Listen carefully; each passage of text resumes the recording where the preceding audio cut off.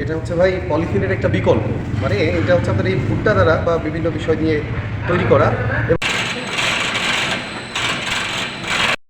High, আসসালামু আলাইকুম। আজকে আসছি আমরা পলিথিনের বিকল্প ফ্যাক্টরিতে। এখানে দেখতে হুবহু একদম পলিথিনের মতো, তবে এটি পচনশীল। সেই ফ্যাক্টরিতে আসা, দেখা যাক। বাজারে পলিথিন ব্যাগ নিষিদ্ধ করেছে সরকার। এরই মধ্যে পলিথিন ব্যাগের বিকল্প হিসেবে তৈরি হচ্ছে আরেক পরিবেশ বান্ধব ব্যাগ। তবে এটি পচনশীল, পচে তৈরি হবে জৈব সার, যা পরিবেশের ক্ষতি না করে বরং মাটির উর্বরতা বৃদ্ধিতে সাহায্য করবে। পলিথিনের এটার মধ্যে পার্থক্য হচ্ছে পলিথিন অপচনশীল দ্রব্য, এটা সহজে পচবে না। আর আমাদের এটা হচ্ছে আপনার বায়োডিগ্রেডেবল, এটা পচে যাবে সর্বোচ্চ 3 থেকে 6 মাস, এর মধ্যে মাটির সংস্পর্শে আসলে এটা পচে যাবে। ভুট্টা ও উদ্ভিদজাত কেমিক্যাল দ্বারা তৈরি এই বায়োডিগ্রেডেবল পলিমারের ব্যাগ সাধারণ পলিথিন ব্যাগের তুলনায় ধারণ ক্ষমতা সম্পন্ন ও টেকসই বেশি। ফলে এটা ব্যবহার করা যাবে দীর্ঘদিন, পরিবেশ বান্ধব ও নান্দনিক হওয়ায় ব্যবহার করা যাবে বড় বড় শপিং মলেও। সচরাচর বাজারে যেসব পলিথিন ব্যাগগুলো পাওয়া যায় সেগুলো থেকে আমাদের বায়োডিগ্রেডেবল পলি ব্যাগগুলো বেশি মজবুত এবং স্ট্রেংথটা মূলত এটার বেশি।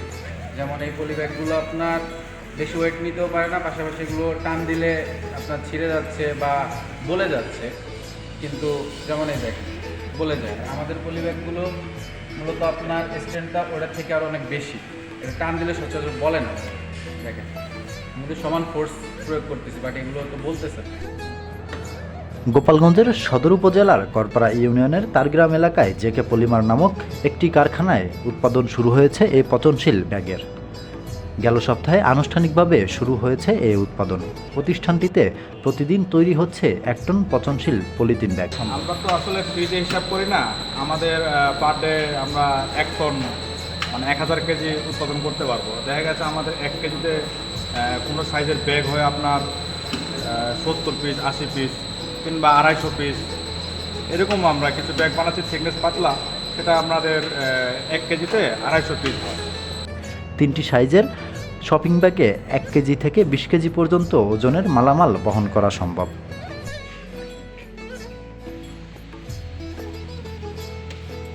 এটা হচ্ছে ভাই পলিথিনের একটা বিকল্প। মানে এটা হচ্ছে আপনার এই ভুট্টা দ্বারা বা বিভিন্ন বিষয় নিয়ে তৈরি করা, এবং সর্বোপরি কথা হচ্ছে যে এটা পচনশীল। মানে এখানে কিন্তু লেখা আছে যে এটা কম্পোস্টেবল, অর্থাৎ এটা যখন ব্যবহারের পরে ফেলে দেবে মানুষ, সেই ক্ষেত্রে কিন্তু এটা পচে যাবে এবং এটা পরিবেশ দূষণ একেবারেই দূর হবে। তো এই উদ্যোগেই মোটামুটি আমাদের এখান থেকে করা হচ্ছে। বিষয়টা নিয়ে আমাদের পরীক্ষামূলক যে কাজ ছিল সেটা শুরু হয়ে গিয়েছে, ইতিমধ্যে আমাদের বাজারজাতকরণ যেটা সেটা আমরা আসলে শুরু করেছি এখান থেকে।